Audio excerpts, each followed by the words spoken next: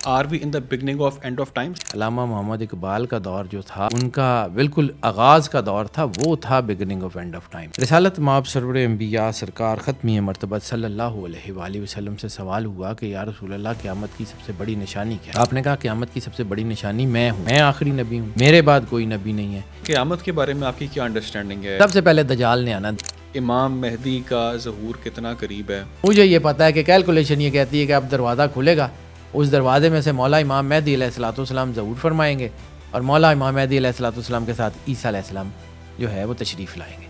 Ali Khamenei supreme leader of Iran, उनको शहीद कर दिया जाता है। अब क्या फ्यूचर है इस जंग का? मेरी किताब ये कह रही है अब एक और बंदा हो जाएगा। ये बंदा जो जाएगा ये मुसलमान नहीं होगा। सर वही बंदा हो जिस बंदे के बारे में सारे आजकल मुझे चाह नहीं रहे हैं पता कि वो सर, दुनिया से मैं जाए। Hello and welcome to another episode of Views Matter podcast. Today we will discuss about a very important topic, end of times. आपने ये टर्म सुनी होगी end of times. ये end of times होता क्या है और इसका मतलब क्या है? इस्लाम इसके बारे में क्या बताता है? ये जाना बड़ा ज़रूरी है हमारे लिए। इसकी निशानियाँ क्या हैं? बहुत से लोग इस पर जो बात कर रहे हैं वो ढूंढ रहे हैं इसकी निशानियाँ और वो इसको रिलेट करें कि क्या एंड ऑफ टाइम्स का आगाज़ जो है वो हो चुका है, क्या इमाम मेहदी आखिर ज़मान का ज़हूर जो है वो होने वाला है, ये उसकी निशानियाँ क्या हैं, किस तरह से हमें पता चल पाएगा कि इमाम मेहदी का ज़हूर होने जा रहा है या होने वाला है या हो चुका है। बहुत सारी चीज़ें इस पर जो हैं वो डिस्कस की जा रही हैं। फिर एक टर्म आपने सुनी होगी दजाल और याजूज माजूज। इस्लाम की एजुकेशन जो है वो इस बारे में हमें क्या बताती है, क्या इसमें कोई रियलिटी है और इसकी जो हकीकत है वो हमने आज जाननी है। एक और सबसे अहम तरीन चीज़ जो इस वक्त चल रही है वो है जंग, और वो जंग सिर्फ मशरक़ वस्ता तक यानी कि मिडल ईस्ट तक नहीं है, वो दुनिया भर में फैलती चली जा रही है। ईरान वॉर इस वक्त जो हम देख रहे हैं, इसका फ्यूचर क्या होगा, ये हर बंदे का सवाल है। शुरू तो हो गई है और मैसिव लेवल पर इस वक्त चल रही है, लेकिन इसका एंड क्या होगा? और लास्टली आपने अभी रिसेंटली एक चीज़ सुनी होगी, बाल का मुजस्मा। इसके पीछे कौन कौन सी शैतानी ताकतें हैं, इसकी रियलिटी क्या है? पाकिस्तान में भी इसका हमने मुजस्मा देखा। इस ये सब कुछ क्या चीज़ें जो हमें बता रही हैं, इसको हमने डिस्कस करना है। उसके लिए हमारे साथ आज जो मेहमान हैं, इस्लामिक स्कॉलर हैं, एस्ट्रोलॉजर हैं, रिसर्चर हैं, सैयद हैदर जाफरी साहब। सर कैसे हैं आप? खैरियत से हैं? अल्हम्दुलिल्लाह, अल्लाह का बड़ा करम है सर। मैं आम सा आदमी हूँ, तो रिसर्च मालिक की अता का नाम होता है।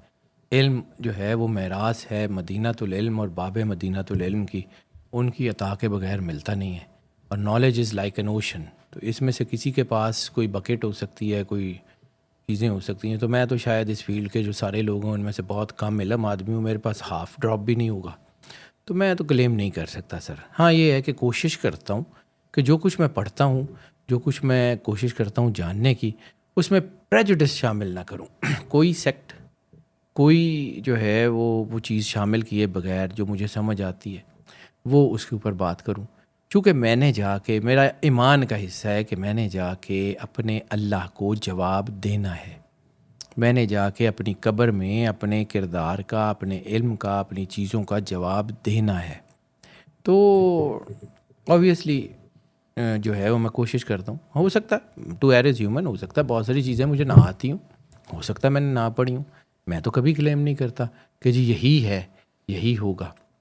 दुनिया बहुत सारी बातें करती है, मौला इमाम मेहदी अलैहिस्सलाम ये करेंगे, ईसा अलैहिस्सलाम ये करेंगे, तो भाई वो आ जाएंगे तो बता देंगे। कमियों की क्या औकात है कि मालिकों को टाइम टेबल बताएं? कमियों की क्या औकात है कि वो मालिकों को बताएंगे जी ये इंज करना है, इंज करना है? वो जब आएंगे खुद कर लेंगे। हमें सिर्फ़ और सिर्फ इस बात के ऊपर काम करना है कि अगर वो आ जाते हैं तो हम कहाँ खड़े हैं। ट्रू, बस वेरी इससे ट्रू। ज़्यादा और कुछ भी नहीं है। और रहेगी बात जहाँ से आपने शुरू की थी, एंड ऑफ टाइम, तो yes sir, we are exactly in the beginning of end of times. बल्कि बिगिनिंग में भी नहीं, अब तो हम उसके तकरीबन मिडल के पास पहुँच गए हुए हैं।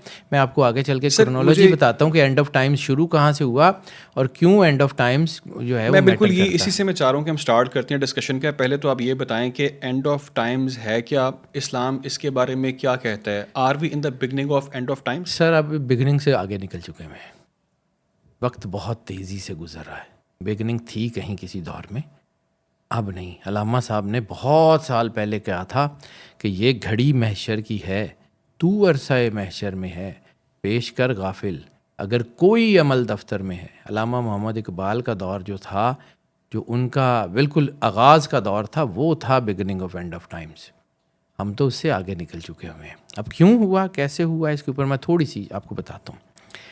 रिसालत माब सरवर अंबिया सरकार ख़त्मी मरतबत सल्लल्लाहु अलैहि वसल्लम से सवाल हुआ कि या रसूल अल्लाह, क़यामत की सबसे बड़ी निशानी क्या है? आपने कहा क़यामत की सबसे बड़ी निशानी मैं हूँ, मैं आखिरी नबी हूँ, मेरे बाद कोई नबी नहीं है, मेरे बाद क़यामत का इंतज़ार करो। उसमें एक जुमला है कि कुरान आखिरी किताब है, मैं आखिरी नबी हूँ, मेरे बाद क़यामत का इंतज़ार करो।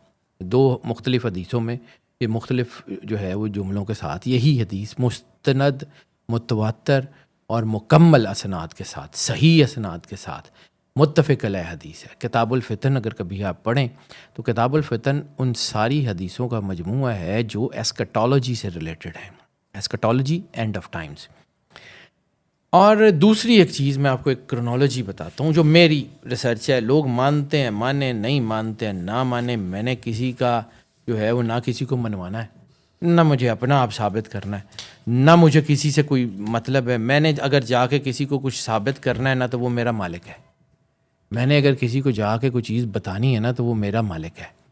मैंने मरने के बाद अपनी कब्र में किसी के लिए, किसी सेक्ट के लिए, किसी बंदे के लिए, किसी जो है वो बड़े से बड़े आलिम के लिए मैंने अपनी कब्र में ना अज़ाब भरना है, ना मैंने करना है। मैं उस बात के ऊपर जो है वो डट के खड़ा हूँ जो मैंने अपनी ज़िंदगी के कई साल दयानतदारी से लगाने के बाद हासिल की है।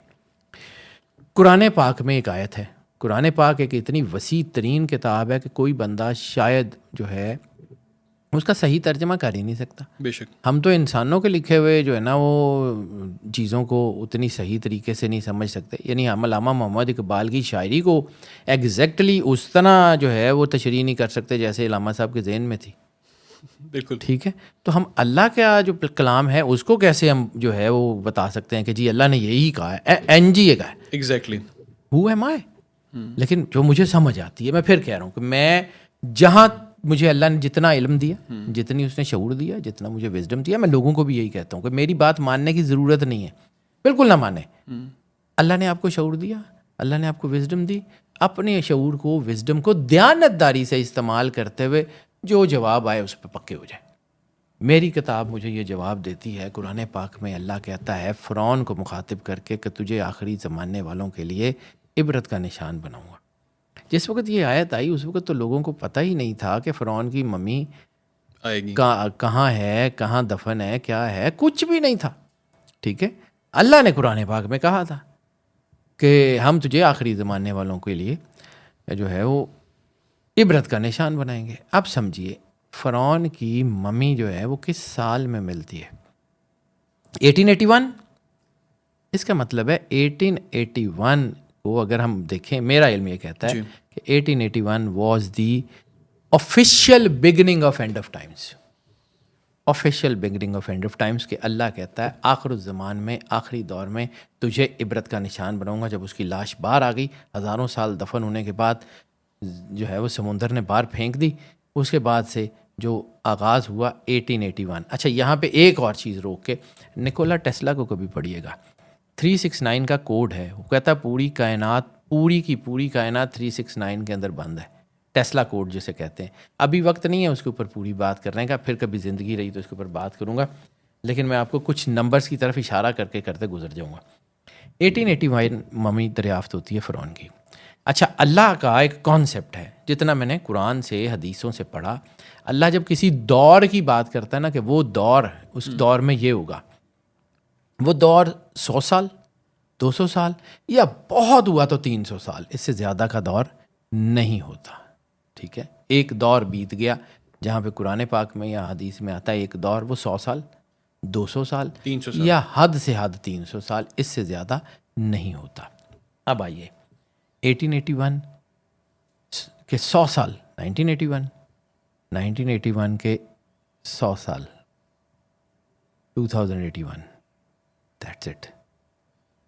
That's it.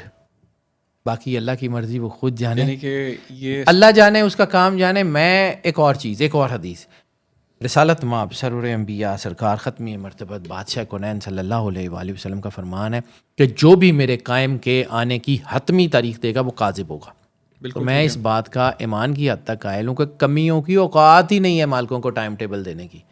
मालिक की मर्जी, वो जो चाहें, जब चाहें, जैसे चाहें करें, वो कर रहे हैं। अब मैं आपको ना पहले बताता हूँ कुछ सालों के, क्योंकि हमारे पास कुछ इन्फॉर्मेशन है, कुछ नहीं है, कुछ मिसिंग है। मैं आपको जो है वो पहले बताता हूँ 1981 यानी 1881 से 1981 के दरमियान में कुछ सालों की हैपनिंग्स बताता हूँ। फिर 1881 के बाद 5-5 साल की हैपनिंग्स आपको गिनवाता हूँ और फिर आपको बताता हूँ कि 2026 में होने क्या जा रहा है। अच्छा, ये क्रोनोलॉजी मैंने किताबों से ली है सर, मैं घर से तो कुछ नहीं लाया। मैंने तो जितना अल्लाह ने विजन दिया मैं उसको पढ़ता हूँ, उसके मुताबिक बात करता हूँ। 1881 फ़िरौन की मम्मी दरियाफ्त होती है। उसके 9 साल के बाद 1900 पूरी दुनिया में इंडस्ट्रियल रेवोल्यूशन का साल है। पूरी दुनिया में इंडस्ट्रियल रेवोल्यूशन आई 1900 में। 1914 में फर्स्ट वर्ल्ड वॉर का आगाज़ हो गया। ऑस्ट्रियन प्रिंस जो है वो कत्ल हुआ और उसके बाद हालात बदलने शुरू हो गए। उसके बाद 1914 के बाद दूसरी जंग अजीम का इख्तिताम है 1945 में, end of second world war. लेकिन 41 में क्या हुआ, 42 में क्या हुआ, 43 में क्या हुआ, मैं आगे जाके इसके ऊपर एक और क्रोनोलॉजी बताता हूँ कि उसके साथ हमारी रेजोनेंस कहाँ पे खड़ी है और हम कहाँ खड़े हैं। आगे चल के इसके ऊपर भी बात करता हूँ, लेकिन मैं अभी फ़िलहाल 1914 के बाद फ़ौरन 1945 का इसलिए जिक्र किया कि दरमियान की चीज़ें मैं बाद में करता हूँ। 1945 में सेकेंड वर्ल्ड वॉर के बाद दुनिया संभलना शुरू हुई। फिर उसके बाद क्या हुआ कि 1979 में जो है वो रेवोल्यूशन ना, रशिया ने जो है वो अफ़गानिस्तान पे हमला किया, ईरान का इनकलाब आया, उसमें सारा कुछ होना शुरू हो गया। और फिर 1981 में रिटेलिएशन हुई और 1881 के ठीक 100 साल के बाद दुनिया में जो सबसे बड़ा इवेंट हुआ, एक तो वो रशियन वॉर थी, रिटेलिएशन थी, दूसरा रोनाल्ड रेगन के ऊपर कातलाना हमला हुआ था, जिसके बाद दुनिया की पूरी सोच बदलना शुरू हुई। अब यहाँ पे एक और चीज़ भी है।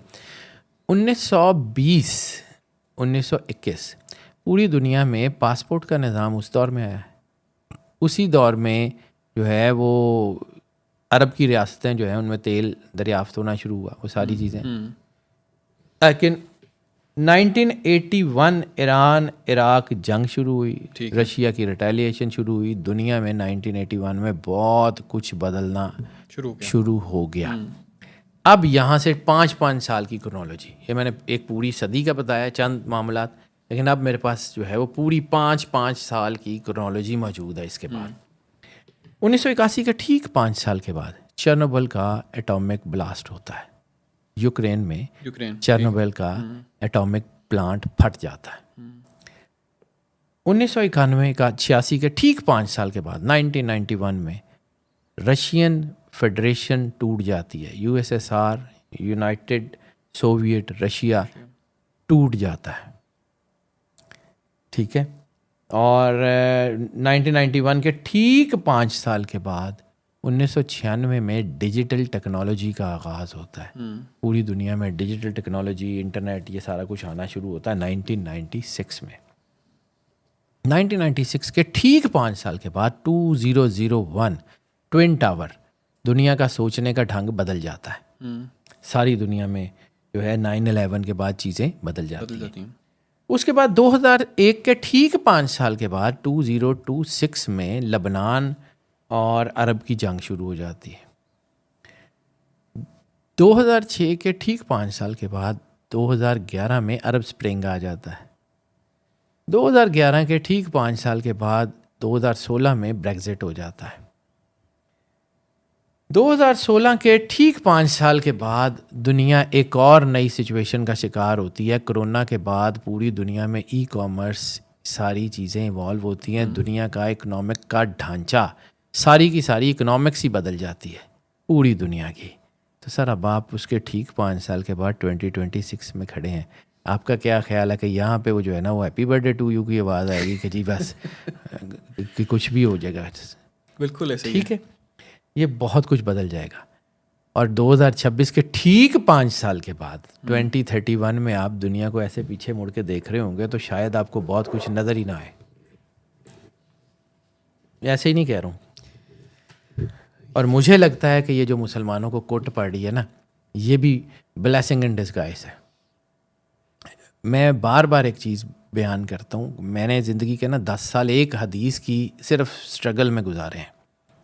शौक़ था हदीस पढ़ने का, एस्कटोलॉजी पढ़ने का।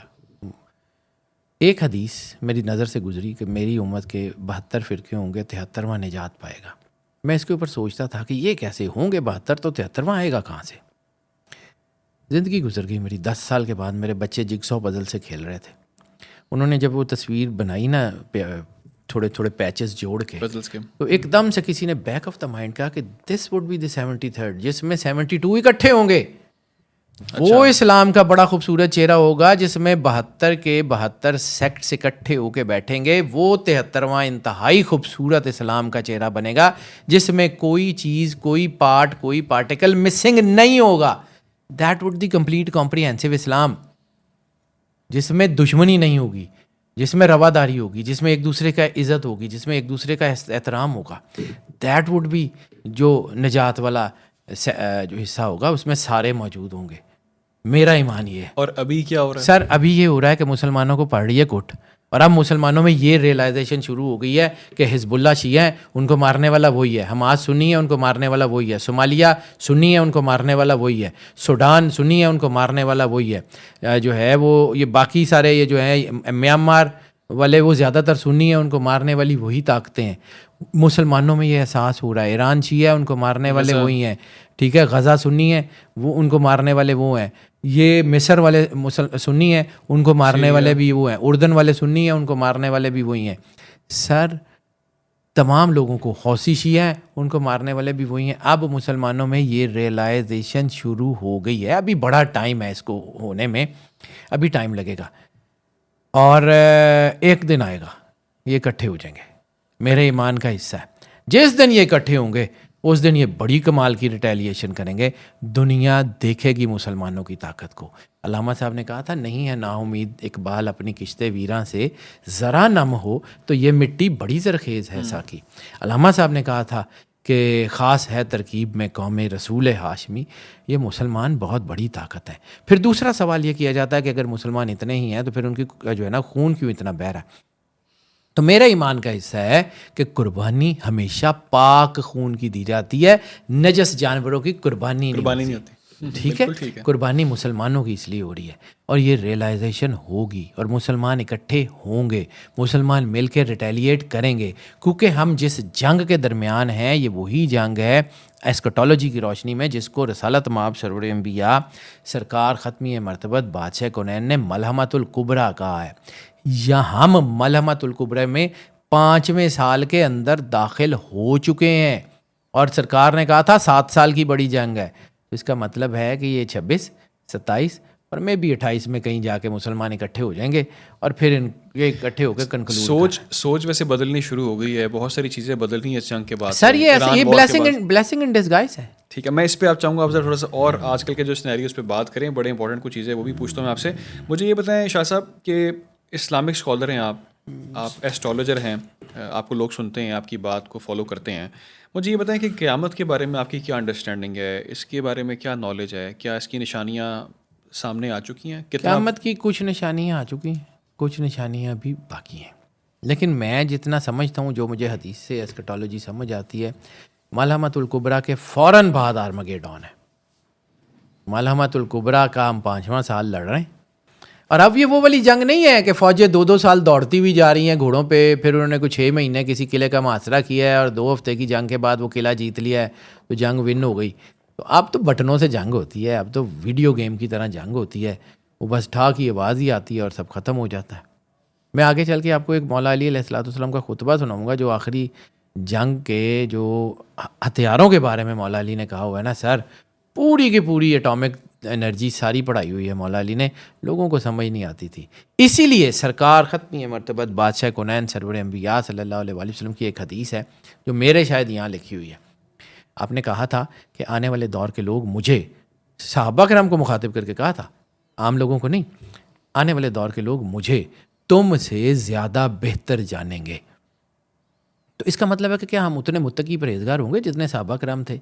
हम जो है वो उन जैसे हो सकते हैं? नहीं, ना सलमान, ना हुज़ैफ़ा, ना बिलाल, हम तो उनकी जूती की खाक के जैसे भी नहीं है। ठीक है, तो फिर किन के लिए कहा था? जो मुझे समझ आती है उसका मतलब है कि वो आने वाले दौर के उस टेक्नोलॉजी के लोग उस टेक्नोलॉजी को समझ रहे होंगे जो मैं अभी बता नहीं सकता। जैसे एक आयत का तर्जमा अब्दुल्ला इब्न अब्बास से लोगों ने पूछा, अब्दुल्ला इब्न अब्बास वो जिसको रसूलुल्लाह सल्लल्लाहु अलैहि वसल्लम ने मुफस्सिर कुरान कहा था अगर कुरान के बारे में किसी शुबे का जो है वो शिकार हो जाओ तो दो बंदों से पूछ लेना, एक अब्दुल्ला इब्न अब्बास, एक अब्दुल्ला इब्न मसूद। रिसालत इमाम ने दो सहाबियों का नाम लिया था, उन्होंने उनको कहा था कि ये मुफस्सिर कुरान है, कुरान के बारे में शुबा हो तो इनसे पूछ लेना। तो अब्दुल्ला इब्न अब्बास से लोगों ने पूछा कि कुरान पाक में अल्लाह कहता है कि हमने 7 आसमान बनाए और 7 ज़मीनें उसी के जैसी जिस पे अल्लाह का फजल पैहम नाजिल होता है। तो उन्होंने कहा था कि अगर मैं तुम्हें इसकी तफसीर बता दूं तुम काफिर हो जाओगे। अच्छा। उस दौर के लोग साइमल्टेनियस वर्ल्ड को समझ ही नहीं सकते थे, उस दौर के लोग पैरेलल वर्ल्ड को समझ ही नहीं सकते थे, इसलिए उन्होंने नहीं बताया। आज दुनिया को पैरेलल वर्ल्ड समझ आती है, आज दुनिया को बहुत सारी और चीज़ें समझ आती हैं जो उस दौर में समझनी नामुमकिन हुआ करती थीं। इस वक्त जो हालात बने हुए हैं अहादीस के मुताबिक, तो भाईजान ये आखिरी दौर है, इसके बाद आर्मागेडॉन है। आर्मागेडॉन, और अभी मुझे बिल्कुल क्लियर कट इस बात के ऊपर मुझे समझ आ रहा है कि सबसे पहले एंटी क्राइस्ट ने आना, सबसे पहले दजाल ने आना। दजल डिसीव, दजाल द डिसीवर ने आना है, धोखा देने वाले ने आना है। मैंने 2025 में एक बार जिक्र किया था कि 2025 का जो चार्ट है वो 1941 से मैच करता है। 1941 वो है कि जिसमें जो है वो second world war flare up हुई थी, ठीक है। अच्छा। वो जो है वो 39 से उसका आगाज़ हुआ और आहिस्ता आहिस्ता चलते चलते 41 में वो फ्लेयर अप हुई, 42 में उसका बिल्कुल पीक आ गया था। 2025 का जो जायचा था वो 1941 से था। इसका मतलब है कि ये जो फ्लेयर अप जंग हुई है 2025 में, ये 26 में उसी तरफ जाएगी। अब मैं सिर्फ एक क्रोनोलॉजी बताता हूँ, मैं चंद साल बताता हूँ 28 साल के गैप से। ये चंद साल वो हैं कि जिनका आगाज़ थर्सडे यानी जुमेरात से हुआ, 1 जनवरी जुमेरात से थी, और ये सारे के सारे साल जो है ना नॉन लीप ईयर्स हैं। और इन सारे के सारे सालों में जो प्लानिटरी पोजीशन है वो भी तकरीबन एक जैसी रही, इनके आपस में काफ़ी कुछ मिलता है। और फिर कभी ज़िंदगी रही तो आपको बताऊंगा कि इसके अंदर क्या क्या मिलता है। लेकिन अभी 1941 के 28 साल बाद 1942, 1942 के 28 साल बाद 1970, 1970 के 28 साल के बाद 1998 और 1998 के 28 साल बाद 2026। इसको समझिए, ठीक है। और आगे चलते हैं तो आपको मैं बताता हूँ कि 1914 पहली वर्ल्ड वॉर का आगाज़ हुआ, ऑस्ट्रियन प्रिंस जो है उसका कत्ल हुआ, और फिर चंद हफ्तों में दुनिया जो है ना वो सारी जंग की लपेट में आ गई, ठीक हो गया। इसी दौरान 1914 की जंग के दौरान सल्तनत उस्मानिया जो इतनी बड़ी एम्पायर थी वो ख़त्म हो गई। मशरिक़ वस्ता की नई सरहदें बननी शुरू हुई, नए मुल्क बने, नई चीज़ें बनी। यूरोप का पॉलिटिकल नक्शा टोटली बदल गया, और 20वीं सदी का ये सबसे बड़ा टर्निंग पॉइंट साबित हुआ 1940 के बाद। अब जब मैंने कहा कि 1941 2025 से था और 26 में जो है 42 में ये जंग बिल्कुल अपनी पीक पे पहुंच चुकी थी। 2025 का जायचा 1941 का, तो 2026 का जायचा 1942 का, ठीक है। जिस तरह 1942 में ये जंग अपनी पीक पे पहुंची थी, 2026 में ये जंग अपनी पीक पे पहुंच चुकी है। अब यहाँ से एस्केलेशन है, माने या ना माने आपकी मर्ज़ी है। 1942 दूसरी आलमी जंग का अरूज का टाइम था, पीक का टाइम था। जर्मनी रशिया के अंदर डीपली पेनिट्रेट कर चुका था, बहरुल काहिल में समुंदरों में जंगें हो रही थी, और आलमी तवाज़न बदल रहा था, और फिर उसके बाद आलमी तवाज़न बदल गया। अगला 28 साल बनता है 1970।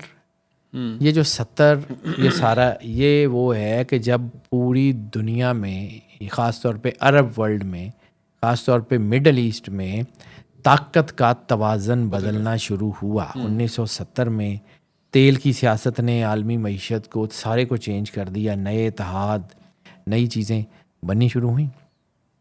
इसके ठीक 28 साल बाद क्या हुआ? 1998 south east Asia atomic world में बदल गया। दो ताकतें इंडिया और पाकिस्तान, दोनों ने एटम बम बना लिया।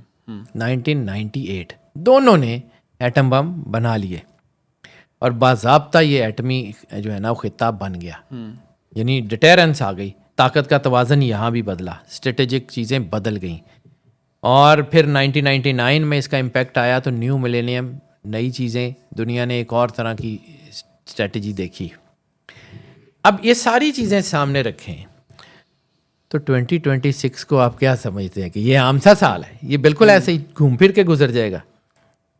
और एक और चीज़, 2025 का नंबर है 9 और 2026 का नंबर है 1। 2025 जमा करें तो 9 और 2026 जमा करें तो 10, 1, 1 + 0 = 1। बिस्मिल्लाहिर्रहमानिर्रहीम के आदाद हरफी ताकत कितनी? 19। पूरी कायनात में जितना भी मैथमेटिक्स सिस्टम है किसके दरमियान बनता है? 1 और 9 के दरमियान। सर 1 से लेकर 9 तक जो कुछ भी है ना वो इस साल में हो जाना चाहिए। Get ready. अच्छा। और जैसे मैंने कहा था कि इसके फ़ौरन बाद 2026 के बाद 5 साल 2031, तो इसके 28 साल के बाद 2054। देखिएगा क्या होता है। मैंने आपको कहा था कि 1881, 1981, 2081, मुझे लगता है कि आर्मागेडॉन हो चुकी होगी तब तक। मौला इमाम मेहदी अलैहिस्सलाम, ईसा अलैहिस्सलाम आ चुके होंगे तब तक। उसके बाद उनकी मर्जी, वो अपनी हुकूमत 10 साल रखें, 40 साल रखें, 50 साल रखें, उनकी मर्जी। बिल्कुल ठीक, बिल्कुल। मुझे ये लगता है कि ये चीज़ें उसी तरफ हैं और ये एटॉमिक तबाही का साल है, ये एटॉमिक तबाही का साल है। अब आ जाते हैं जो मैंने आपसे बात की थी कि जिसके ऊपर मैंने काम किया है, मौला अमीर कायनात मौला इमाम अली अलैहिस्सलाम का एक खुतबा है जिसमें आपने आखिर ज़मान में, आखिरी दौर में चलने वाले असले का जिक्र किया है। और इसके पीछे भी रिसालत माब सरवर अंबिया सल्लल्लाहु अलैहि वसल्लम की एक हदीस, उसके बारे में लोगों ने पूछा कि रिसालत माब का फरमान है कि आसमान से तुम पे आग बरसाने वाले तीर बरसेंगे और तुम्हारे शहरों के शहर गरक करेंगे।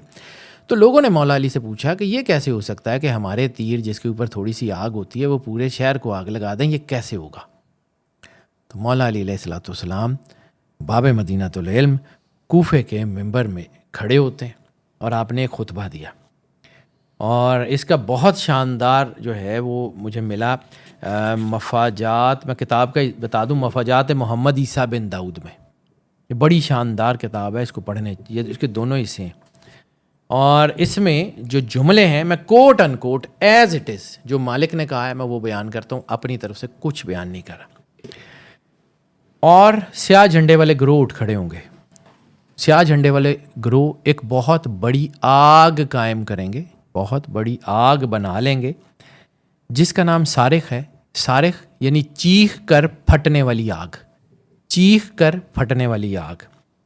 और वो अल्लाह के दुश्मनों को डराएंगे उन तीरों से जिनके अंदर बहुत सारी मादनियात, जिनके अंदर बहुत सारी मिनरल्स भरी होंगी। Minerals, uranium is the mineral, iron जिससे बनता है मिनरल।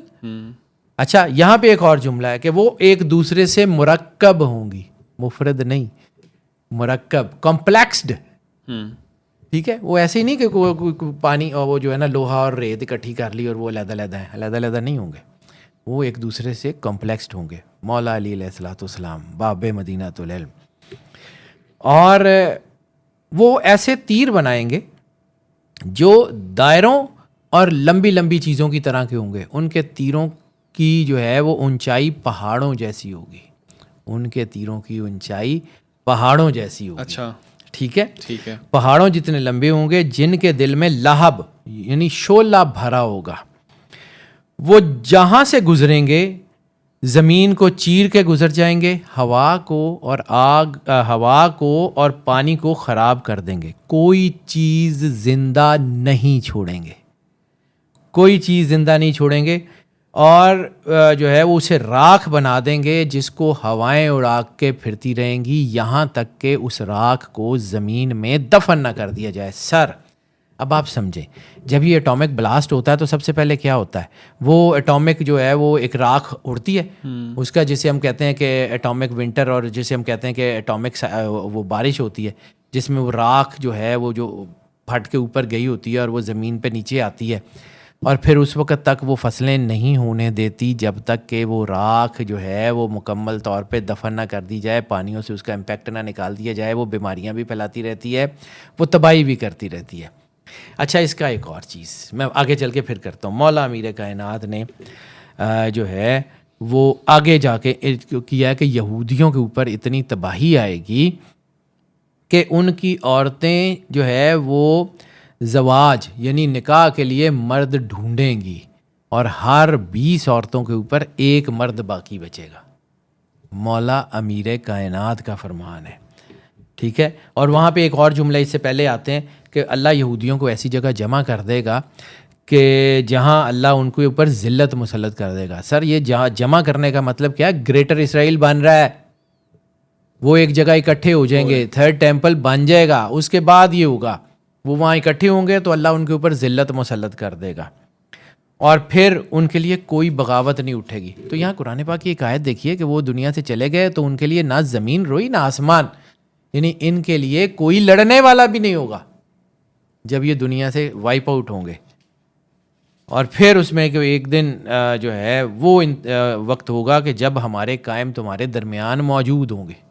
ये वो वक्त होगा जब हमारे कायम तुम्हारे दरमियान मौजूद होंगे, ठीक है।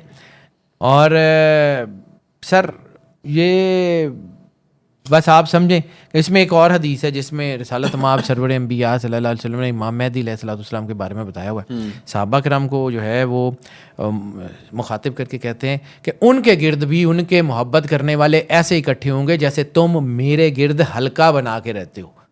अच्छा, मौला इमाम मेहदी अलैहिस्सलाम का जो रिसालत माब ने तारुफ कराया है कि जिस तरह सहाबा कराम मेरे गिर्द हल्का बना के रहते हैं, उसी तरह इमाम मेहदी अलैहिस्सलाम के मानने वाले, उनके अकीदतमंद, उनसे मोहब्बत करने वाले उनके गिर्द इकट्ठे हो जाएंगे, और वो मेहदी से उसी तरह अपनी जान से ज़्यादा मोहब्बत करेंगे जैसे तुम मुझसे मोहब्बत करते हो। रिसालत माब के लफ्ज़ हैं, और ये मौला अली ने ये खुद रिसालत माब सरवर अंबिया की हदीस उस खुतबे में कोट की है कि रसूलुल्लाह ने कहा था कि हमारे कायम जब आएंगे तो उनके साथ ये होगा, और वो अपनी जानों को नहीं बचाएंगे बल्कि मेरे कायम के गिर्द हल्का कायम करके रखेंगे। जब उनके ऊपर हमला होगा, मौला इमाम मेहदी अलैहिस्सलाम कोई नहीं पहुँच सकेगा वहाँ तक, उनके गिर्द जो उनके असहाब होंगे वो लड़ेंगे।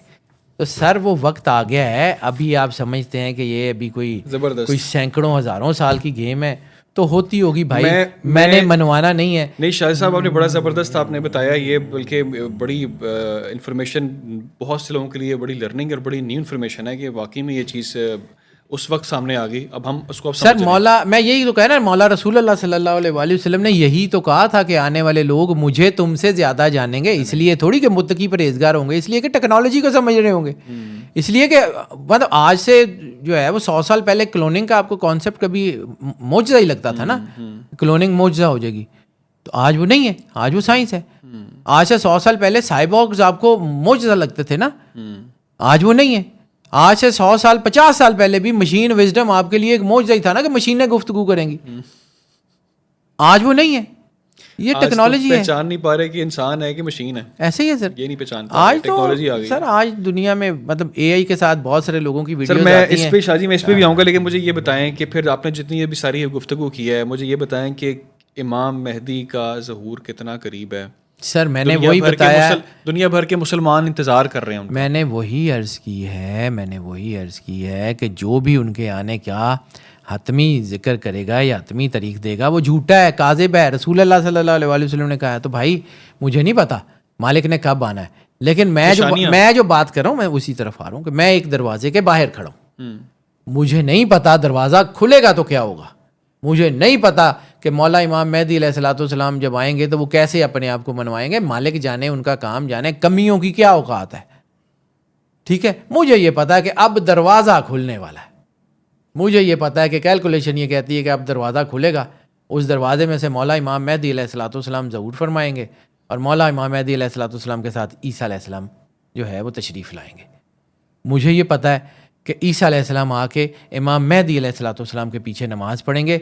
तो जब वो इमाम मेहदी अलैहिस्सलाम के पास पीछे नमाज पढ़ेंगे तो वो शरीयत ईसवी के मुताबिक नहीं पढ़ेंगे, वो शरीयत मोहम्मदी सरवर अंबिया सरकार ख़त्मी मरतबत बादशाह कुनैन के मुताबिक नमाज पढ़ेंगे। वो जो है वो इमाम नहीं होंगे, वो मुबतदी होंगे। अब एक जुमला, मैं सिर्फ एक छोटी सी बात करना चाह रहा हूँ, मतलब शायद वो लोगों को उस तरह समझ आए। मैं बहुत सारी चीज़ों से डरता हूँ जी, लेकिन मैं जितना समझता हूँ मैं उसके ऊपर बात तो करने की जो है वो कोशिश ज़रूर करूँगा कि जो इस वक्त हालात हुए हैं, अल्लाह कुरान पाक में, वो मैंने कहीं आयत भी लिखी हुई है, मैं उसके ऊपर ज़रा थोड़ा सा ध्यान से ही बात करता हूँ क्योंकि लोग इस चीज़ का मतलब गलत ले लेते हैं। लेकिन अल्लाह इब्राहीम अलैहिस्सलाम के साथ जो है वो बात करता है और उनको कहता है कि कुरान पाक में एक आयत है कि हमने इब्राहीम से जो है वो उसके इम्तहान लिए और जब उन्होंने वो सारे इम्तहान जो है वो पूरे कर दिए तो हमने उनसे कहा कि हम तुम्हें दुनिया का इमाम बनाएंगे, दुनिया का इमाम बनाएंगे। इब्राहीम अलैहिस्सलाम पहले नबी तो मौजूद हैं, तो फिर अल्लाह क्या कह रहा है कि आपको इमाम बनाएंगे। ठीक है, एक बंदा है वो सब इंस्पेक्टर है, वो प्रमोशन का एग्ज़ाम देता है, एग्ज़ाम पास कर लेता, तो अब उसको एसपी या डीएसपी बनना चाहिए या उसको जो है वो कांस्टेबल बनना चाहिए? DSP, SP. इब्राहीम अलैहिस्सलाम को अल्लाह ये क्या कह रहा है कि तुम्हें इमाम बनाएंगे। अब जहाँ पे हमारा मिसकंसेप्शन है कि जी नबी और इमाम आमने सामने है, सर नहीं, नबी हायरार्की है, that is entirely a different perspective. इमामत लीडरशिप है, वो कोई भी हो सकता है। मौला इमाम मेहदी अलैहिस्सलाम बेसिकली लेगेसी ऑफ द सरवर अंबिया सरकार ख़त्मी मरतबत बादशाह कुनैन है। 1,24,000 नबी अपने तमाम मरतबे, तमाम इज़्ज़त, तमाम वक़ार, तमाम के साथ एक तरफ, और ख़ुद सरवर अंबिया सरकार ख़त्मी मरतबत बादशाह कुनैन दूसरी तरफ। जैसे अल्लाह जो है अलस्त में आम लोगों से उसने वादा लिया, तो वहीं पे मिसाकुन नबीयीन का भी कुरान पाक में जिक्र है कि तमाम नबियों को इकट्ठा किया, तमाम नबी जिन्होंने आना था, यानी एक वक्त में तमाम नबी उन रूहों की शक्ल में इकट्ठे किए ना। तो उन रूहों से अल्लाह ने जो है वो जवाब लिया। अल्लाह ने कहा कि जी मैं तुमसे जो है एक वादा लेता हूँ, मिसाकुन नबीयीन, वादा लिया अल्लाह ने कि जब मेरा जो है वो नबी आएगा, वो जिसको मैंने मुकर्रर किया हुआ वो आएगा, अगर वो तुम्हारे दौर में आ गया तो तुम उस पर ईमान भी लाओगे और उसकी मदद भी करोगे, उस पर ईमान भी लाओगे और उसकी मदद करोगे। इस जुमले को समझिए। तो ईसा अलैहिस्सलाम जो है वो क्या सरवर अंबिया सरकार ख़त्मी मरतबत बादशाह कुनैन के दुनिया में तशरीफ़ लाने के बाद भी ख़त्म नबूवत के कंप्लीशन के बाद भी अपनी नबूवत की जो है या अपनी शरीयत के साथ आएंगे या शरीयत सरवर अंबिया सरकार ख़त्मी मरतबत के पैरोकार होंगे और उम्मती की हैसियत से आएंगे? मैंने किसी को मनाना नहीं है, ठीक है, मैंने किसी को बताना नहीं है, मुझे मेरा ईमान है, मैंने जाके अल्लाह को जवाब देना है। बेशक मैंने किसी को ये नहीं बताना कि जो है वो क्या है।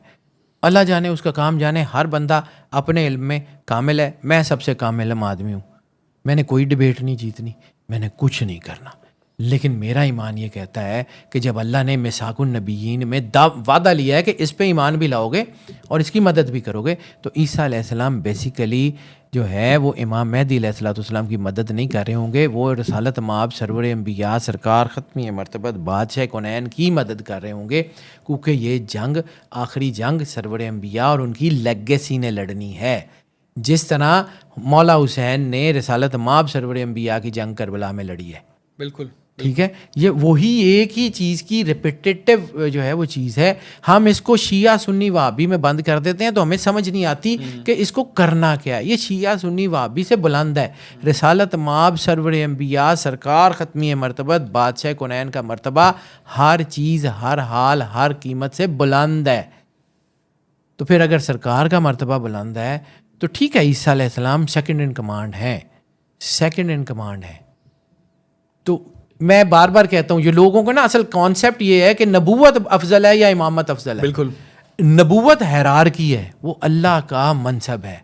इमामत गिफ्ट है, जो जैसे इब्राहीम अलैहिस्सलाम को, और इब्राहीम अलैहिस्सलाम को इमामत क्या दी थी? बेसिकली हज़रत इब्राहीम अलैहिस्सलाम को वो नूर दिया था सरवर अंबिया सरकार ख़त्मी मरतबत बादशाह कुनैन का, जिसको अल्लाह ने इमामत का नाम दिया है।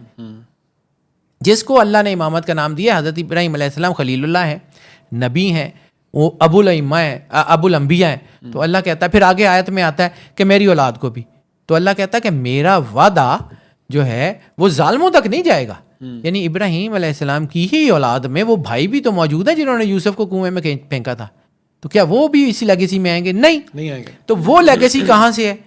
वो सरवर अंबिया सरकार ख़त्मी मर्तबत बादशाह कौनैन सल्लल्लाहु अलैहि वसल्लम से शुरू होती है। तभी तो दरूद इब्राहिमी इस बात का राज है कि दरूद इब्राहिमी का मतलब है इब्राहीम अलैहिस्सलाम की औलाद, यानी रसालत माब सरवर अंबिया के अबा व अजदाद, और आले मोहम्मद रसालत माब सरवर अंबिया सल्लल्लाहु अलैहि वसल्लम की औलाद।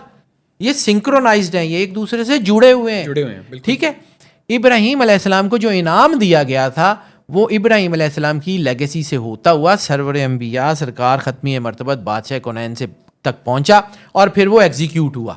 ये बैच फाइल है, ये वही नूर है, वही नूर का तसलसल है जो अल्लाह ने इब्राहीम अलैहिस्सलाम को दिया था।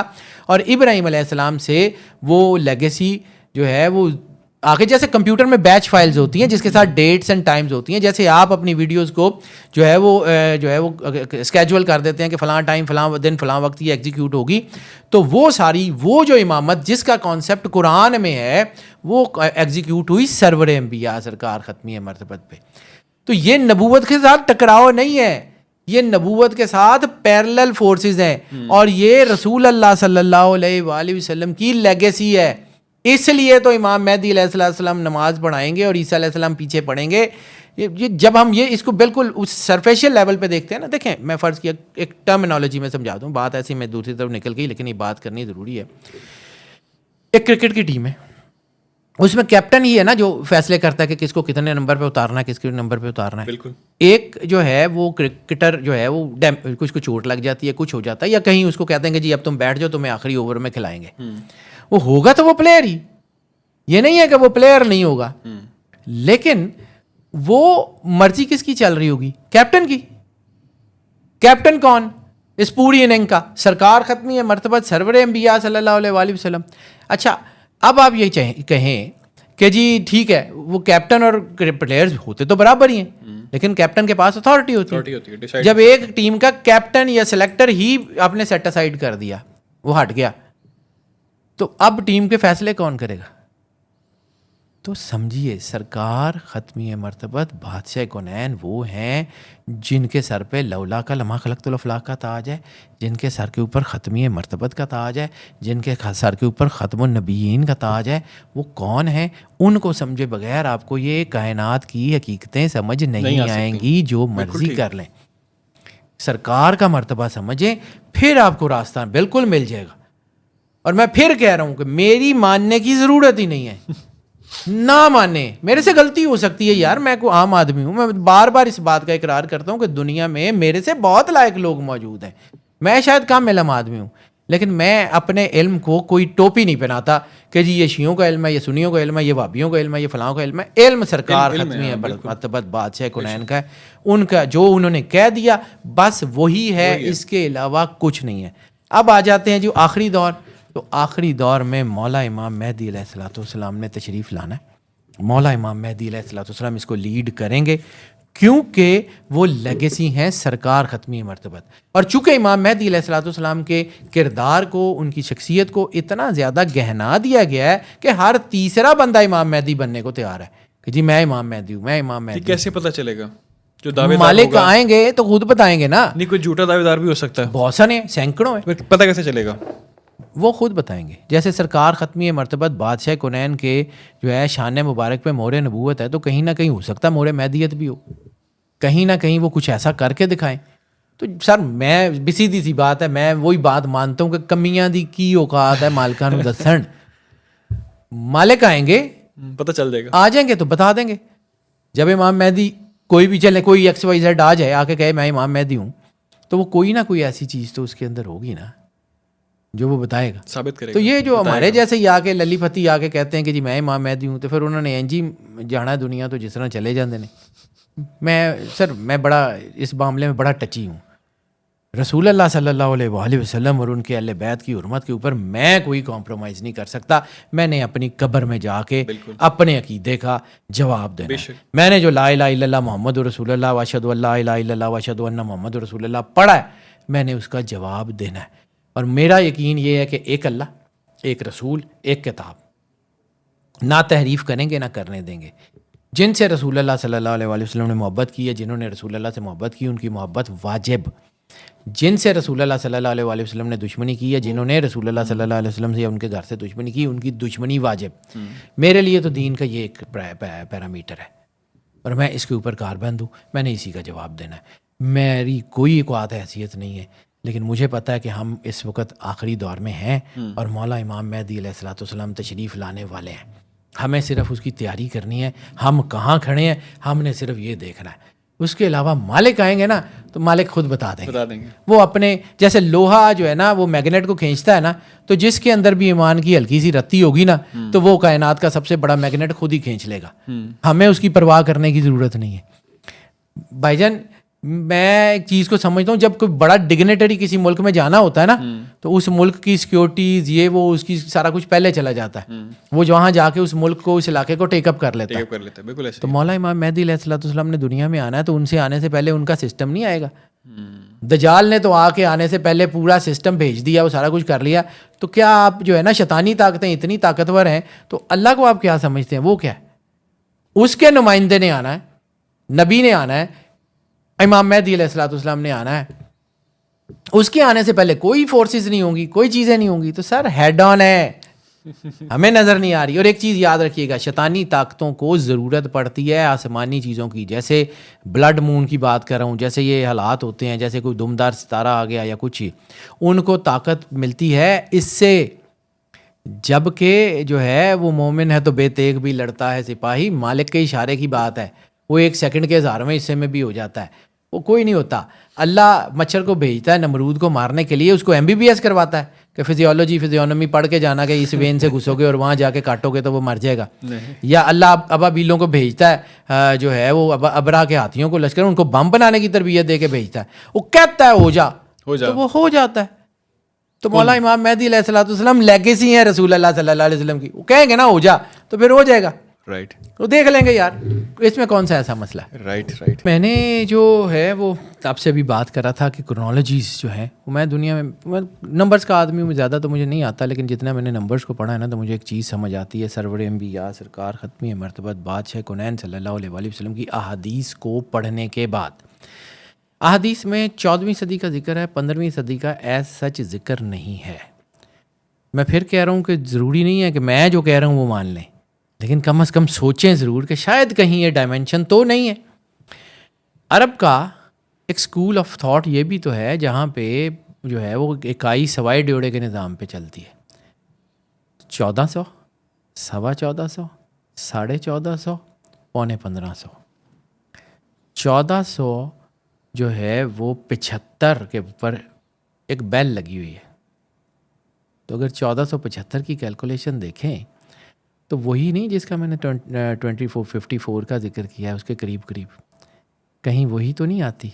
और अब एक और चीज़ मैं सिर्फ आपको बताता हूँ, इस वक्त जो साल चल रहा है हिजरी कमरी साल 1447 चल रहा है। 1447 1 + 4 + 4 + 7 = 7, ठीक है। और ये इसको अगर समझें, पिछला 9 को अगर हम 1 से 9 तक की गिनती को समझें तो 1440 1440 जिस साल में था वो साल कौन सा बनता है? 2019।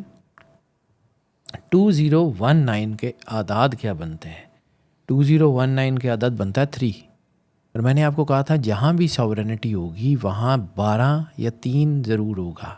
अल्लाह कहता था 12 सॉवरेनिटी। 2019 के बाद उधर से साल कमरी 9, इधर से 3, 9 और 3 12 कैलकुलेशंस। मैं नंबर्स का आदमी हूँ। सूरज जिन आखिरी आयत वाह सा कुल्ला शाइन अददा we surrounded everything within the numeric. हमने हर चीज़ को आदाद में महसूर कर दिया। अब समझिए 2026 में 1447 है, 2025 में 1446, 2024 में 1445, 2023 में 1444, ठीक है, 1444 जो है वो 2022 में 1443, 2021 में 1442 और 2020 में 1441 और 1440। अच्छा, इस कैलकुलेशन को समझें, ये एनर्जी जिस तरह बिहेव कर रही है। और मैंने आपको कहा था 26, 27, 28 मलामतुल कुबरा के अंजाम के आगाज़ हैं और मुझे लगता है इसमें मुसलमान इकट्ठे हो जाएंगे। तो 9 तक गिनती जाती है। तो 1447 में आज इकट्ठे खड़े हैं हम। 1448 किस साल में होगा? 2027 में। 27 में। 1449 किस साल में होगा? 28 में। तो सर ये 9 भी वहाँ पूरा हो रहा है जहाँ पे 2028 में मुसलमान इकट्ठे हो रहे हैं। आप अल्लाह के बनाए हुए सिस्टम को समझते ही नहीं है कि अल्लाह करना क्या चाह रहा है। सर अल्लाह ने खुद आके नहीं बताना कि मैं तुम्हारा अल्लाह हूँ, अब ये कर लो, अब ये कर लो। अल्लाह इशारे देता है। कुरान पाक ले आयात उलिल अलबाब, अकल वालों के लिए निशानियाँ हैं। कुरान पाक वो किताब है जिसमें अल्लाह कहता है कि कोई है जो सोचे समझे। हमने इस कुरान को पढ़ने के लिए आसान कर दिया, सिर्फ पढ़ने के लिए, इसलिए नहीं कि ग्रामर आसान कर दी, समझने के लिए। इस कुरान को समझने के लिए, पढ़ने के लिए आसान कर दिया। फ़हल में मुद्दकिर, कोई है जो सोचे समझे। सर हल में नासिर यंसुरना और फ़हल में मुद्दकिर में बहुत सारी चीज़ें कॉमन है। फिर कभी ज़िंदगी रही तो आपको बताऊंगा कि हुआ क्या है, होता क्या है, ये कायनात जा किस तरफ रही है। आपकी मर्ज़ी, आप माने ना माने, अल्लाह ने आपको अक्ल, शऊर, विजडम दे के भेजा है। अब अल्लाह इस बात का जिम्मेदार नहीं है कि आपने उसको यूज़ नहीं किया। आपके पास 10 करोड़ रुपए का चेक मौजूद है घर पे और आपने उसको कैश नहीं कराया, भूखे मर गए, तो इसमें आपका कसूर है या उस चेक देने वाले का कसूर है? अपना। सिर्फ इतनी। तो कभी आपको ये आयत समझ नहीं आती कि अल्लाह कहता है कि जब इनके अपने हाथों का किया इनके ऊपर आ जाता है तो ये अल्लाह के साथ उलझने लग जाते हैं। तो सर अपने आप को समझें, अपने आप को मालिक के करीब करना है। हमने अपना जंग उतारना है ताकि वो मैग्नेट हमें खींच सके। हमने अपने आप को ठीक करना है ताकि मौला इमाम मेहदी अलैहिस्सलाम तशरीफ़ लाएं तो हमें उनकी आवाज़, उनकी चीज़ें समझ आ सकें। ठीक है, आवाज़ क्या होती है? एनर्जी। तो जब वो कायनात में एनर्जी का मंबा तशरीफ़ लाएंगे तो वो खुद ब खुद जिन जिन के अंदर थोड़ी थोड़ी भी होगी तो वो आ जाएंगे, हो जाएगा। रहेगी बात क़यामत की तो अभी वो दूर है। अभी आर्मागेडॉन ने होना है। अभी मौला इमाम मेहदी अलैहिस्सलाम, ईसा अलैहिस्सलाम ने हुकूमत करनी है। मौला इमाम मेहदी अलैहिस्सलाम के जो है वो सिपा सलार के तौर पे ईसा अलैहिस्सलाम ने हुकूमत करनी है। मौला इमाम मेहदी अलैहिस्सलाम ने रूल करना है। मस्जिद सहला के पास खड़े होके, यानी मस्जिद सहला के पास खड़े होके मौला इमाम अली अलैहिस्सलाम का फरमान है कि ये वो घर है कि जहाँ हमारे कायम ज़हूर करेंगे। मस्जिद सहला हज़रत इब्राहीम अलैहिस्सलाम का घर था। मस्जिद सहला इराक़ की सरज़मीन के ऊपर वो घर था जहाँ इब्राहीम अलैहिस्सलाम जो है वो थे। और रसूलुल्लाह सल्लल्लाहु अलैहि वसल्लम ने चूँकि उस तरफ सफ़र नहीं किया था तो सरकार ख़त्मी मरतबत ने हदीस बयान की थी कि मैं देख रहा हूँ कि मेरे कायम जो हैं उसी घर में रह रहे हैं जहाँ इब्राहीम अलैहिस्सलाम अपने बच्चों के साथ रहते थे। मस्जिद सहला आज उस जगह के ऊपर मौजूद है। मौला इमाम मेहदी अलैहिस्सलाम ने आके उसी मस्जिद सहला में क़याम करना है क्योंकि वो इब्राहीम अलैहिस्सलाम का था। आपको समझ नहीं आती कि इब्राहीम अलैहिस्सलाम की लेगेसी का नाम रसूलुल्लाह सल्लल्लाहु अलैहि वसल्लम है। आप जो है वो इधर देख रहे हैं कि ये नबूवत का पर्सपेक्टिव है। ये जो पर्सपेक्टिव चल रहा है इसको आप जो है ना वो कहते हैं कि शायद ये शियों का है, ये सुन्नियों का है, ये वहाबियों का है। अच्छा, मैं शाह जी बिल्कुल आपकी बातों से अगर मैं आज के दौर को लिंक करूँ, आज के जो हालात हैं उसको हम लिंक करें अगर, तो मुसलमान को समझ आना शुरू हो गई है कि हमारा आ जाएगी, आ रही है। अब मैं देख रहा हूँ कि अब बेदार होना शुरू हो गए हैं, अब चीज़ें समझ आ रही हैं, शऊर आ जाता जब जो कुछ ईरान में हो रहा है। बहुत सारे लोग अब जो है ना ईरान के साथ खड़े हैं या समझते हैं कि ईरान हक पे खड़ा है और डटा हुआ था। आपने एक प्रेडिक्शन की और आपकी प्रेडिक्शन सच साबित हो गई क्योंकि वो ऑन रिकॉर्ड मैंने भी देखी है, जिसमें आपने कहा था कि एक बहुत बड़ा लीडर जो है वो इस दुनिया से जाने वाला है। और उसके बाद अब हम देख रहे हैं कि Ali Khamenei, supreme leader of Iran, उनको शहीद कर दिया जाता है। अब क्या फ्यूचर है इस जंग का? सर देखिए, मैंने कभी क्रेडिट नहीं लिया, मेरा क्रेडिट बनता नहीं है। इसलिए नहीं बनता कि मेरा काम है बार कोड रीडर की तरह उन इंफॉर्मेशंस को पढ़ना जो कंपनी ने बार कोड्स के अंदर लिखी हुई हैं। मेरी मर्जी से तो नहीं होता, तो मैं उसका क्रेडिट क्यों लूँ? क्रेडिट अल्लाह का है। लेकिन ये बात मैंने की थी और जब ये हुआ तो सच्ची बात है मुझे उसकी बड़ी तकलीफ़ हुई। लेकिन मेरी कागज़, मेरी किताब ये कह रही है अब एक और बंदा हो जाएगा, या चला गया या जाएगा, आई डोंट नो। अब ये बंदा जो जाएगा ये, मुसलमान नहीं होगा, अच्छा, मुझे नहीं लगता, मुझे नहीं पता कौन है कौन नहीं। फिर सर वही बंदा हो जिस बंदे के बारे में सारे आजकल मुझे चाह नहीं रहे हैं कि पता वो सर, दुनिया से जाए। मैं जो है ना वो जो है वो हालाते हादरा का आदमी होता तो मैं उस कुर्सी पे बैठा होता, आज यहाँ कोई और बैठा होता। मैं आम सा आदमी हूँ, मैंने उत्थे ही रहने दो। यानी कि अब आपकी कैलकुलेशन, मेरी कैलकुलेशन कह रही है knowledge कि कहता है एक बंदा और जाएगा, और मुसलमान नहीं होगा। मुझे लगता है कि वो मुसलमान नहीं होगा। हो सकता मुसलमान हो, मेरी कैलकुलेशन में गलती हो सकती है। मैं बार बार कहता हूँ टू एयर इज ह्यूमन।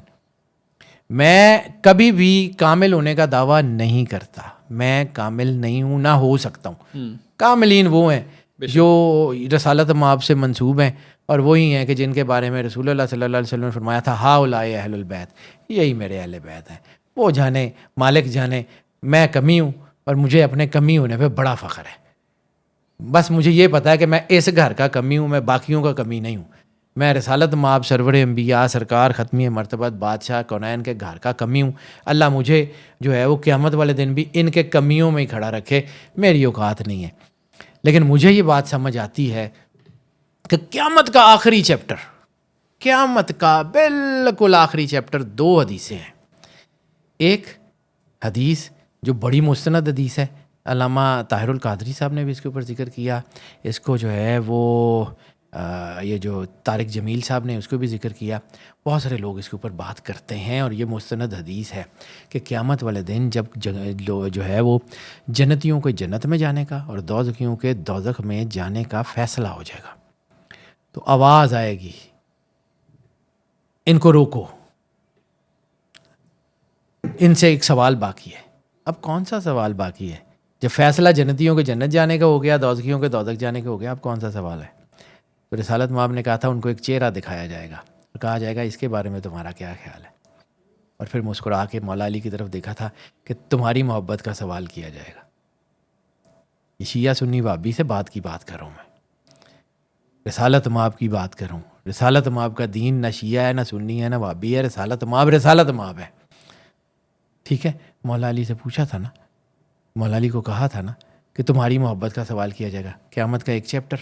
दूसरा चैप्टर, जब क़यामत में सब हिसाब किताब हो जाएगा तो निदा गूंजेगी उस क़यामत में जिसमें सारे नबी मौजूद हैं, उस क़यामत में जिसमें सारे लोग मौजूद हैं, निदा गूंजेगी। बुखारी मुस्लिम मुस्नद तरीन हदीस, निदा गूंजेगी कि आंखें बंद करो, सर झुकाओ, सरवर अंबिया सरकार ख़त्मी मर्तबत बादशाह कौनैन की बेटी की सवारी आ रही है।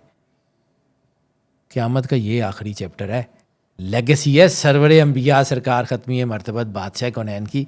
आप पता नहीं कहाँ बैठे हुए, यहाँ से रास्ता है।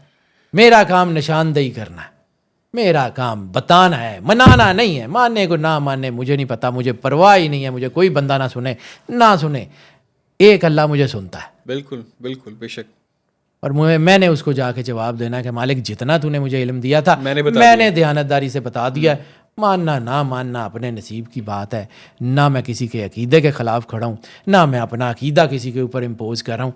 मैंने अपने अकीदे का जवाब देना है, बाकियों ने अपने अकीदे का जवाब देना है। अकीदा ऐसी चीज़ ही नहीं है जिसके ऊपर बहस की जाए। अब आ जाते हैं जो आपने क्वेश्चन किया था, बाल। अच्छा, मैं आपसे वो बिल्कुल बाल के ऊपर मैं बात करना चाहता हूँ। मैं 3 टर्म्स आपसे पूछूंगा। एक तो हम सुनते थे दजाल के बारे में, फिर हमने सुनना शुरू किया याजूज माजूज के बारे में, अब हम सुन रहे हैं बाल के बारे में। ठीक है, सारी आपकी लेगेसी क्या एक है, अंडरस्टैंडिंग है? सारी लेगेसी एक है, सिर्फ इनकी क्रोनोलॉजी डिफरेंट है। अब समझिए, पूरी दुनिया में हिडन ताकतें थी, शैतानी ताकतें, इल्यूमिनाटीज, ये वो, यानी 3 तंजीमें हैं। एक फ्री मैसनरी, ठीक है, फ्री मैसन्स, एक नाइट टेम्पलर्स और एक इल्यूमिनाटीज। तीनों अलग-अलग हैं, लेकिन तीनों का एजेंडा एक है। फिर कभी ज़िंदगी रही तो इसके ऊपर भी बात करूंगा कि ये तीनों का एजेंडा क्या है, लेकिन तीनों एक अलग-अलग बनी है, अलग-अलग इनकी हिस्ट्री है, अलग-अलग सारा कुछ है, लेकिन अंदर से एक है। अच्छा, फिर जब दुनिया में ये सारी चीज़ें हुई तो आपने समझा, मैंने आपको पहले भी एक दफ़ा अर्ज़ की था जब मेरे साथ आपकी मेरी पहली बात हुई थी ब्लड मून के ऊपर के। जब ये ब्लड मून्स होते हैं तो नेगेटिव ताकतें प्रवोक करती हैं। पहले ये ताकतें छुपी हुई थी, फिर जब एकदम से काफ़ी सारे ब्लड मून्स हुए तो इन्होंने अपने आप को एज ए रिलीजन रजिस्टर्ड करवा लिया। फिर ये दुनिया में ओपन हो गए। ठीक है, अब ये दुनिया में अपनी तमाम तर टर्मिनोलॉजीज़ के साथ बाहर आए हैं। ये जो 3 मार्च को ब्लड मून हुआ है, आप इसको मजाक समझते हैं, वो हमसे 100 साल आगे खड़े हुए हैं। बाल अरबी का लफ्ज़ है, कुरान पाक में इसका जिक्र है। बाल शैतान का सिफाती नाम है, वो कोई ख़ास चीज़ नहीं है। बाल कहते हैं पार्टनर को, जैसे हदीसे के सामने आता है बालुहा कि उनके शौहर, पार्टनर, शरीक, लाइफ पार्टनर, इसका एक तर्जमा ये भी बनता है। बाल बेसिकली वो जो अल्लाह की खुदाई में शराकत का दावेदार है। वो कौन? इबलीस खुद। तो ये जो बाल है ये बेसिकली इबलीस का मुजस्मा है, शैतान है। ठीक है। इसमें ल्यूसीफर गॉड का एक मुजस्मा भी है, वो भी है, मुख्तलिफ रूप है ना, जैसे मुख्तलिफ चीज़ों के। तो ल्यूसीफर गॉड वो जीन्स पहनी हुई है, 6 पैक और ऐसे करके वो ल्यूसीफर गॉड वो एक वो कमाल की पर्सनैलिटी में बनाया हुआ है कि बड़ा खूबसूरत सा कि जी वो पूरा उसने शर्टलेस खड़ा है, जीन्स पहनी हुई है और 6 पैक्स है, उसको वो ल्यूसीफर का मुजस्मा भी कहते हैं, उसकी भी पूजा करते हैं। और ये जो बाल है ये वो है जिसका ताल्लुक बुक ऑफ इनॉक में, मैंने जब बुक ऑफ इनॉक के ऊपर बात की थी तो मैंने आपको कहा था कि वॉचर्स जो है वो जेनेटिक इंजीनियर्स थे। तो शैतान ने जिन जो है वो इंसान की जो है वो औरतों से या किसी के साथ भी अपनी जेनेटिक इंजीनियरिंग के ज़रिए जो औलाद पैदा की, वो दैट वाज कॉल्ड बाल। उसके अंदर इंसान, जानवर, शैतानियत, हर चीज़ उसने सारे इंग्रेडिएंट्स डाल के वो एक तरह की पावर पफ गर्ल बना दी थी। वो पावर पफ बॉय का नाम जो है वो बाल है, वो बाल का मुजस्समा है, इसलिए वो बाहर आ गया। ठीक है। इसके और बहुत सारी चीज़ें, तो आज इसके ऊपर दुनिया में डिस्कशन इसलिए हो रही है कि we are actually standing in end of times. Pakistan में मुजस्मे भी जलाए जा रहे हैं उसके। सर ऐसे ही है, पहले नहीं थे होते, पहले तो नाम भी नहीं पता होता था। अभी पता चलना शुरू आज हुआ है। क्यों पता चलना शुरू हुआ है? अल्लाह की मर्जी है, चीज़ें बाहर आ रही हैं। चीज़ें बाहर आ रही हैं। तो सर ये एक ही कैटेगरी है, ये दजाल, याजूज सर मजूज? एक ही चीज़ है, दजाल द डिसीवर, धोखा। रसालत माब ने सरवर अंबिया सरकार ख़त्मी मरतबत बादशाह कुनैन ने क्या कहा था कि ये जो है अपना जो ये दजाल होगा ये जन्नत और दोज़ख दिखाएगा, जो जन्नत होगी वो दोज़ख होगी, वो दोज़ख होगी वो जन्नत होगी। डिसीवर, धोखा देने वाला। अच्छा, कुछ चीज़ें जो है ना ये इनको इन नेगेटिव ताकतों को बड़ी अच्छी तरह पता है। वो कल उनके एक जर्नल की वीडियो आ रही थी इसराइल के, उसने ऐसे हाथ लगाया तो यहाँ पर करके उसके लिखा हुआ था काफर। काफिर, हाँ जी, हाँ ठीक है। मरकावा टैंक के ऊपर एक बोर्ड लगा हुआ था, उसके ऊपर लिखा हुआ था काफर। अब हम काफर कहते हैं कुफर करने वालों को, उनकी किताब में काफर वो है जो related to the anti Christ है।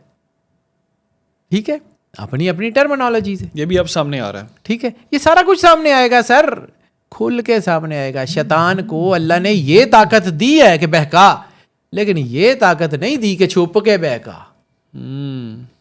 शैतान आपको इंसेंटिव्स देता है, इंसेंटिव्स देने के बाद आपको जो आपकी फ्री विल से आपको कंट्रोल करता है। कल को वो कहेगा कि या अल्लाह मैंने, अब शैतान की लड़ाई क्या है? शैतान की लड़ाई ये है कि इस आदम की वजह से तूने मुझे जो है मरदूद किया था, मैं इस आदम को उस लेवल पे ले जाऊंगा कि या अल्लाह ये तुझे छोड़ के मेरी पूजा करेगा। इल्यूमिनाटीज यही तो करवा रहे हैं, यही तो बच्चों की कुर्बानियाँ दी जाती हैं। ये मेनात स्कूल में ये चीज़ें, ये आप जो कह रहे थे बिल्कुल मैंने आपकी बात सुनी तो मुझे ये समझ आई ईरान के अंदर, लेबनान के अंदर, तो ये सर ये बच्चों की कुर्बानियाँ गजा में, ईरान में ये दी क्यों जा रही हैं? ये बेसिकली ये ट्रंप जो है ना इससे हरकारा है, ये मोहरा है बस उसका। एप्स्टीन जो है वो मोहरा था, एप्स्टीन किंग नहीं था। जो जेफरी एप्स्टीन बस नथिंग, वो बस एक मोहरा था। इसलिए जब वो उसको यूज़ हो गया तो उसको उन्होंने मार दिया, वो खुद ही मार दिया। इसी तरह ट्रंप भी शायद जब ये यूज़ हो जाएगा ना तो शायद इसका अंजाम वैसा ही हो जैसा जेफरी एप्स्टीन का था, मुझे लग रहा है।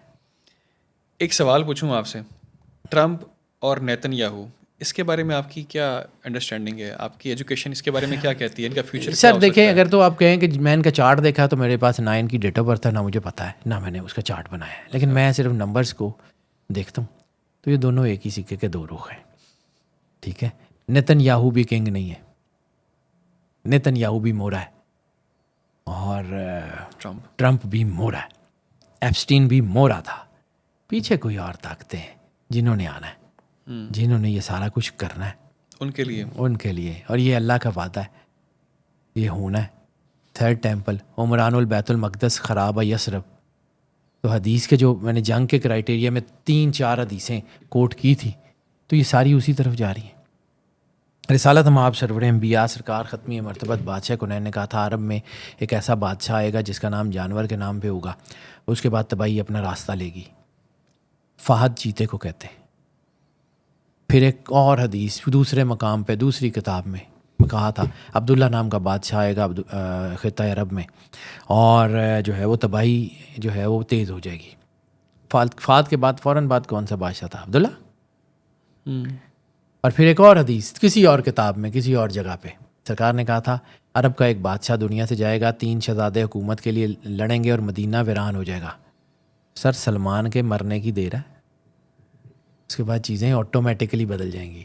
अच्छा, वो जो हदीस है ख़ित्ता अरब के वीरान होने की, वो वारी आ गई हुई है।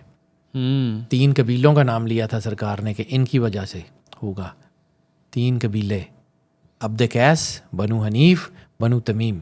तो उठा के देखिएगा, अब्द कैस ही की एक ब्रांच, अब्द कैस ही की एक ब्रांच जो है वो ज़्यादातर यूएई में आबाद है। Banu Hanif, MOFA, ministry of foreign affair Saudi Arabia, उनसे पूछिए जाके, या ग्रॉक से या किसी से भी एआई के प्लेटफॉर्म से पूछिए कि जो रॉयल फैमिली है सऊदीया की, इनका कबीला कौन सा है? बनु हनीफ। और इसी से एआई से पूछ लीजिए कि कतर का जो हुक्मरान ख़ानदान है उसका कबीला कौन सा है? तमीम।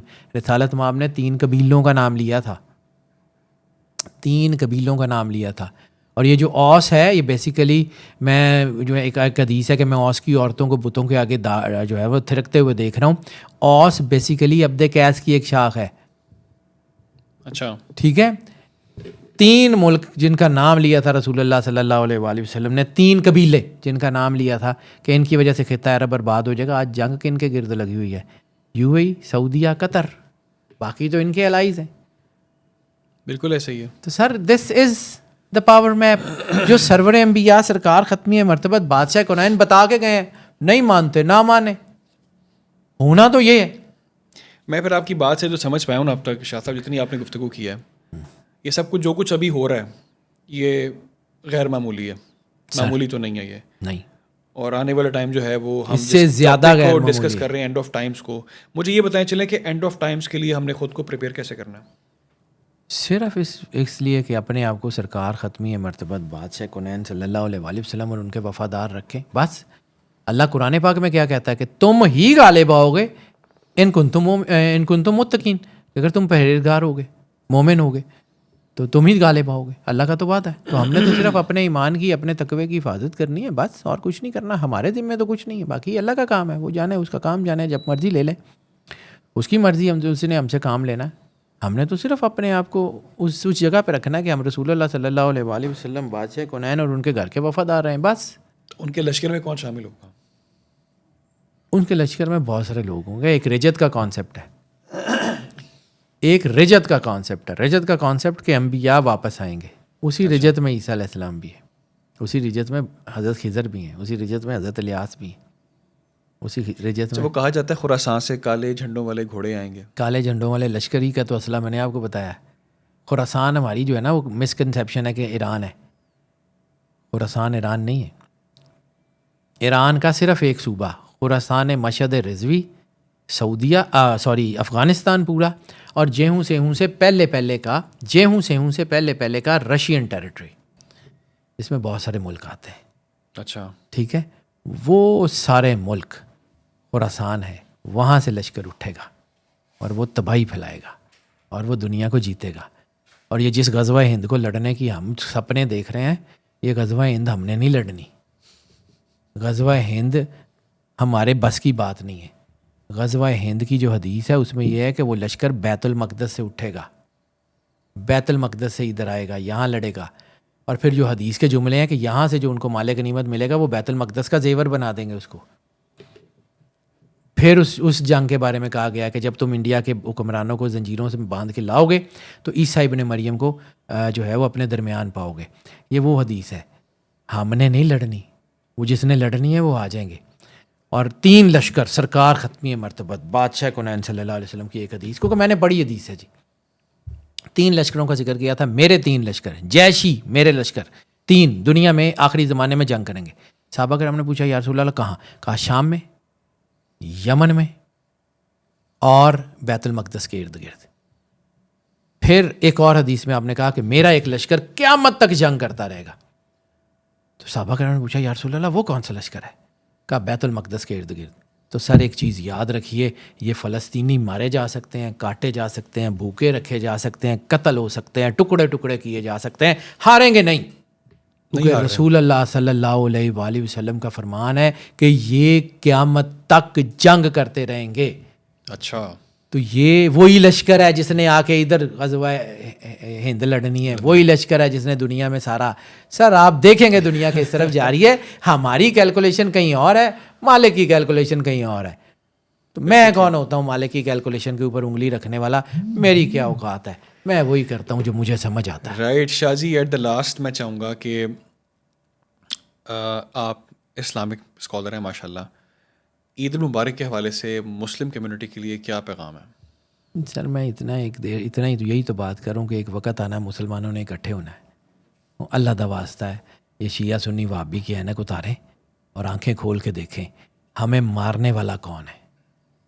आज मुसलमानों को ये एहसास हो रहा है, जिसका मैंने अभी जिक्र किया है, कि हमास सुन्नी है, उनको मारता भी वही है, हिज़्बुल्लाह शिया है, उनको भी वही मारता है, सोमालिया में, सूडान में, म्यांमार में सुन्नी है, उनको भी वही मारते हैं, यमन में, ईरान में शिया हैं, इनको भी वही मारते हैं। हम आपस में लड़के कमज़ोर हो रहे हैं। मौला अमीर कायनात इमाम अली अलैहिस्सलाम ने फरमाया था कि वो अपने हक के अमीर के ऊपर जो है ना, वो अपने बातिल के अमीर के ऊपर मुत्तहिद हैं और तुम अपने हक के अमीर के ऊपर मुंतशिर हो। हम अपने हक के अमीर के ऊपर मुंतशिर हैं। जब तक हम इकट्ठे नहीं होंगे मार पड़ती रहेगी। इस ऐनक को उतारें और फिर देखें, शायद कोई तस्वीर अच्छी नज़र आ जाए, शायद नज़र आ जाए। मौला अमीर कायनात का फरमान है कि मोमिन के लिए हर वो दिन ईद है जब वो अल्लाह की नाफरमानी ना करे। अच्छा, तो हम जो है वो 24 घंटे की 365 दिन की ईद क्यों नहीं करते? हम एक दिन की ईद के पीछे क्यों दौड़ते हैं? हम रमज़ान में कैसे होते हैं, रमज़ान के बाद फिर वैसे ही हो जाते हैं। तो सर ऐसे ही है ना, वो बुल्ले शाह ने यही तो कहा था ना कि तेरा दिल खड़ावे मुंडे कुड़ियाँ कीती रब नल 420।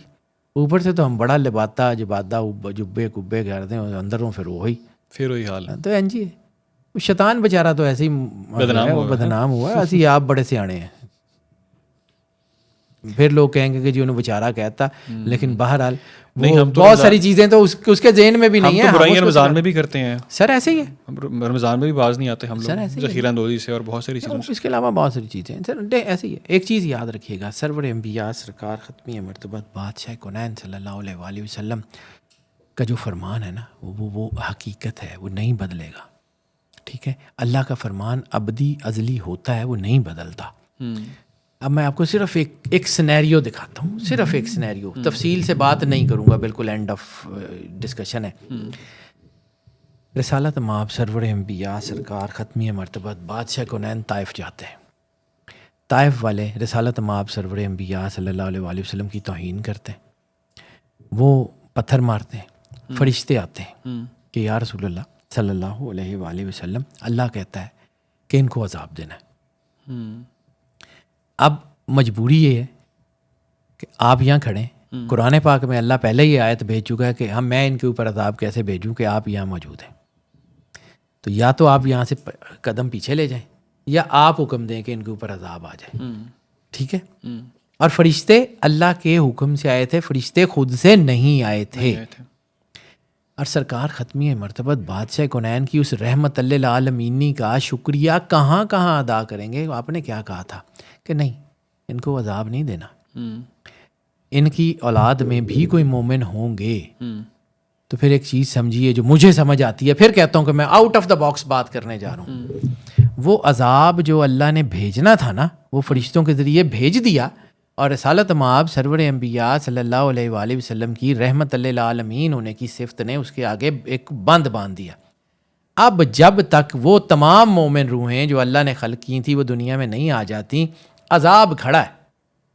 जिस दिन वो सारे मोमिन दुनिया में आ जाएंगे, वो अजाब अपना रास्ता लेगा। उस अजाब का नाम क़यामत है। उस अजाब का नाम क़यामत है जो अल्लाह ने पहले उतार दिया हुआ है। बिल्कुल सही। वो अजाब जो है ना, उसके आगे एक रहमत लिल आलमीन ने एक बैरियर लगाया हुआ है। तो शायद इसी किस्म का एक बैरियर याजूज माजूज के आगे भी लगा होगा। बिल्कुल बिल्कुल बिल्कुल बिल्कुल ठीक ऐसे है। ही समझ। वो अजाब अपना रास्ता लेगा, उस अजाब का नाम क़यामत है। सही सही। वो आना है जब सब मोमिन रूहें इस दुनिया में आ चुकेंगी, फिर होगा, उससे पहले नहीं होता। सही। सैयद हैदर जाफरी साहब हमारे साथ मौजूद थे और बहुत सारी चीज़ें हमने डिस्कस की हैं, लेकिन मैं बहुत सारी चीज़ें चाहूँगा कि फिर हम किसी एक और नशिस्त के लिए रखें बहुत सारी, क्योंकि आपके पास तो इतनी चीज़ें हैं डिस्कस करने के लिए शाह साहब कि हम जो है ना आपको चाहते हैं कि बार बार ज़हमत दें, और हमें इतना माशाल्लाह अच्छा फीडबैक आपकी बातों का आपकी आता है। बात बिल्कुल ठीक है अली भाई, मैं बिजी बहुत हूँ, मैं क्या करूँ, मैं 24 घंटे को खींच के ना 28 घंटे या 30 घंटे का कर नहीं सकता। तो जाहिर सी बात है मैंने ये भी करना है, तो मैंने कोई रिज़्क रोज़ी भी तो अपने बच्चों के लिए कमाना है ना। बिल्कुल बिल्कुल बिल्कुल। हम शादी को जो है तंग करते रहते हैं, और शादी का प्यार है, और ये आप यू आर वेरी काइंड कि आपने टाइम निकाला अपनी इस रूटीन के अंदर और आप यहाँ पे आए हैं। अपना ख्याल रखें और दुआ में याद रखें। अल्लाह हाफ़िज़।